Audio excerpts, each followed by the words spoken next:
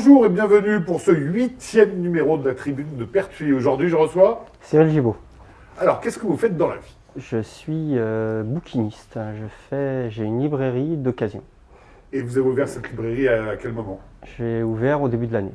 Ah, donc c'est très récent. Oui, j'ai ouvert le 7 janvier, le jour des attentats. Hommage à Charlie, oui, c'est sûr, Voilà. ce n'est pas évident. C'est que de la bande dessinée ou tous les livres? Non, je fais de tout. Ouais. Il y a une grosse partie effectivement de bande dessinée parce que c'est mon métier depuis 17 ans.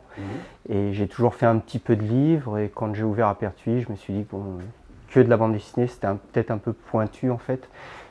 Étant donné qu'il n'y a plus de bouquinistes depuis sur un large périmètre, je me suis dit que je ferais quand même un peu de livres. Donc j'ai beaucoup de poches en policier surtout, de la littérature pas mal, et après c'est un peu ce que j'aime, des livres de photos, des livres de peinture, d'histoire, d'ésotérisme, plein de choses. Donc vous rachetez des livres à des personnes et vous les revendez? Oui, c'est le c'est principe. exactement ça. Ouais. Qu'est-ce que vous avez fait donc depuis 17 ans? Parce que vous dites que c'est votre métier depuis 17 ans. J'ai commencé à faire à peu près 4 ans de bouquiniste itinérant. Ensuite, j'ai tenu une boutique pendant 10 ans. J'ai déménagé, donc j'ai refait 3 ans, 4 ans d'itinérance et je remonte une boutique. Ah, c'est courageux. Voilà. Tout en ayant travaillé pour des éditeurs aussi, en BD. Donc pas mal d'éditeurs BD franco-belges. J'ai travaillé pour un éditeur en manga. J'ai même travaillé avec 2 éditeurs manga pour qui je tenais des stands en fait sur Angoulême, des choses comme ça, où je participais, j'étais vendeur sur des stands comme ça. Quoi. Et tous les ans vous allez au Festival d'Angoulême? Non, j'ai fait un break pendant 3-4 ans là. Je l'ai fait cette année et je l'ai fait pendant 5 ans je crois, pour Dupuis et Dargaud. Ouais, cette année, je suppose qu'il y avait un goût particulier quand même, le festival. C'était un goût un peu amer, mais ouais, mais ça s'est bien passé. Ça a commencé très mal et puis ça s'est très bien passé, quoi. Parce qu'il y avait un plan Vigipirate qui était trop lourd au départ, quoi, qu'ils ont un peu abandonné après, quoi. Alors, quelle bande dessinée vous a fait aimer la bande dessinée? Re-aimer en fait, ouais. Re-aimer, parce que j'ai lu beaucoup de bandes dessinées quand j'étais gamin. Mes parents m'ont interdit parce que je ne lisais que ça et ils voulaient que je lise autre chose. Donc il y a des années où j'ai rien lu et j'ai redécouvert la bande dessinée avec Gaston Lagaffe. Ah là là, Gaston, voilà, Gaston et les idées noires. Enfin, c'est Franquin. Ils sont exceptionnels. Voilà. Franquin, c'est mon maître, moi, comme je suis d'accord avec vous, Pierre. On a tous été élevés à Dupuis, a quand même sorti des bandes dessinées assez fabuleuses. Je pense à Spirou, Les Tuniques Bleues, etc. Vous, c'est quoi votre coup de cœur en BD? Moi, c'est plus l'école Spirou en fait. C'est qu'il y a généralement 2 écoles. À une époque, c'était où on était Tintin, où on était Spirou. Ouais. C'est vraiment les 2 journaux contenus pendant des années. Sauf que Tintin a disparu, Spirou existe toujours. Donc, alors comment ça se passe? Moi, imaginons, je viens avec ma collection intégrale de Gaston Lagaffe. Oui. Qu'est-ce que vous me dites? C'est bien de venir avec parce que j'aime bien les voir déjà. Ouais. Ça, c'est la première chose. La première chose que je regarde, c'est l'état parce que je ne prends que des bouquins vraiment nickel, limite neuf. Et après, voilà, c'est selon ce que vous avez et ce que c'est, parce que des Gastons, il y en a pas mal de collections différentes. Et je rachète effectivement ce que vous avez, si l'état me convient, quoi, tout simplement. Est-ce qu'il y a des personnes qui vous imposent un prix pour leurs livres, leur bande dessinée, ou c'est vous qui leur imposez le prix que vous souhaitez? Après, si on est d'accord sur le prix, si quelqu'un en veut tant et que je suis d'accord, il n'y a pas de problème, sinon je donne un prix, quoi. En règle générale, c'est les gens qui vendent qui donnent un prix. Après s'il faut estimer quelque chose, ça me gêne pas plus que ça. Est-ce que vous avez des petits trésors dans votre librairie? Assez peu en fait. C'est vraiment, oui, il y a des choses qui sont plus éditées, des choses comme ça, des petits collectors, mais je fais pratiquement pas les éditions originales et les choses de collection, quoi. J'en ai un petit peu, j'ai des Tintins effectivement qui sont des années 50 à peu près. Et j'ai des Bécassines, j'ai un Bécassine qui est 1932 je crois. Non, je dis des bêtises, 1914, 15. Donc voilà, j'ai des choses comme ça, quoi. Mais c'est pas le gros, c'est vraiment de l'occasion, quoi.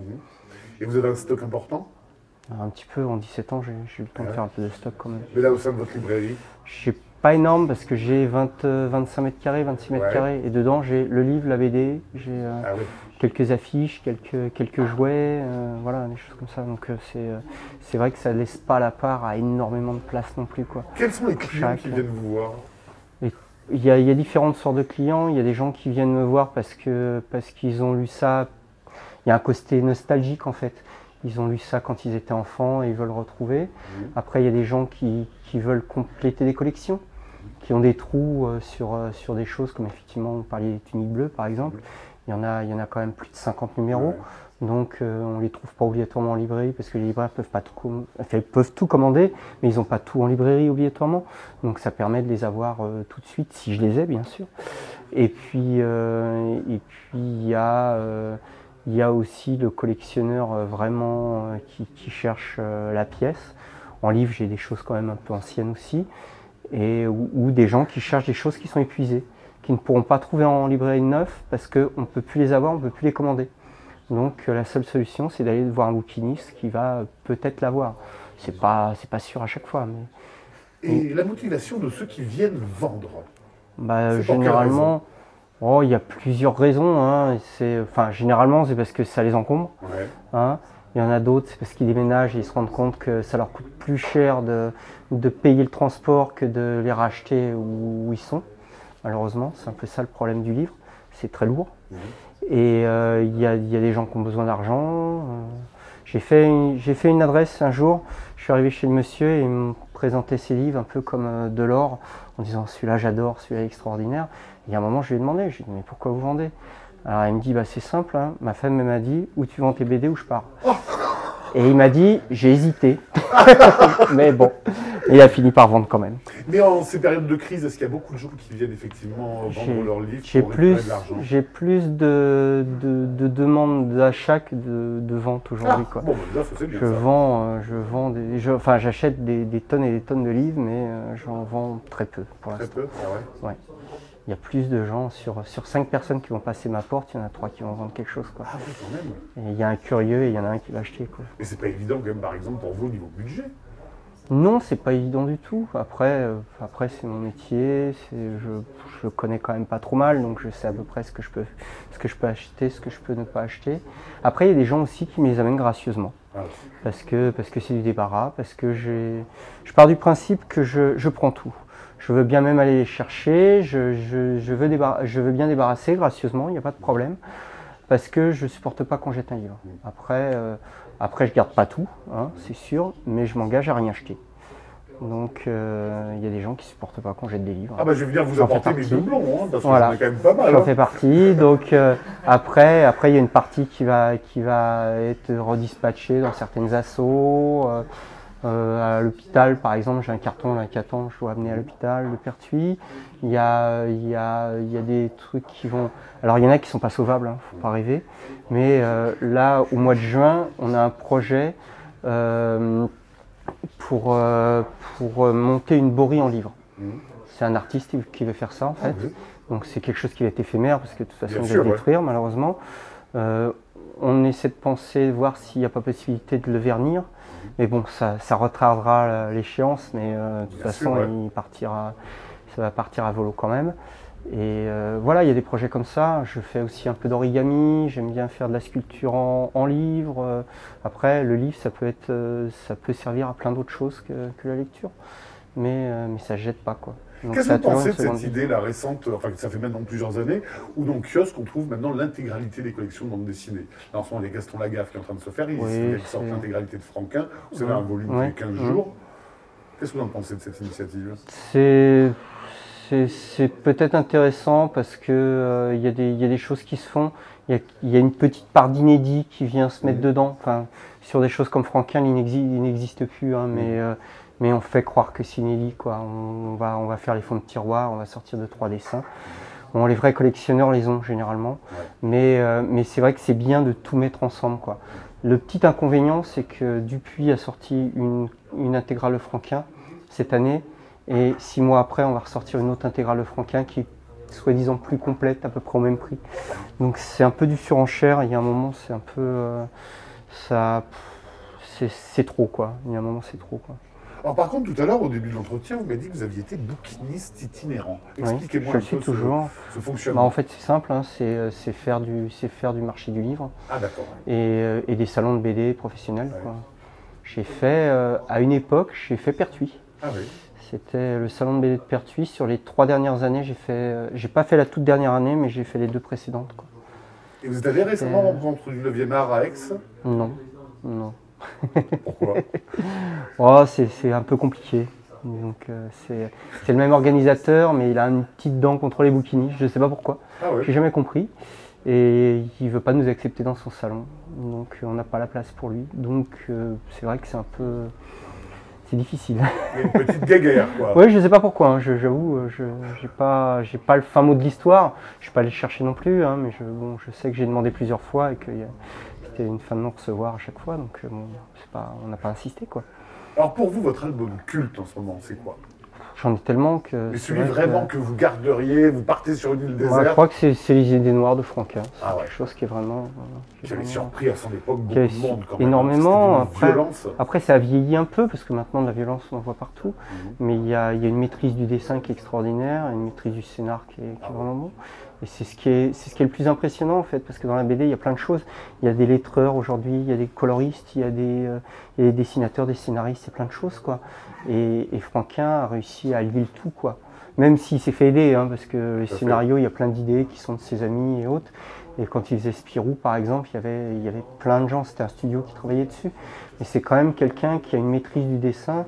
Il y a la plupart des dessinateurs, Hergé même disait que Franquin était son maître, quoi, qu'il n'aurait jamais le niveau de Franquin en dessin, quoi.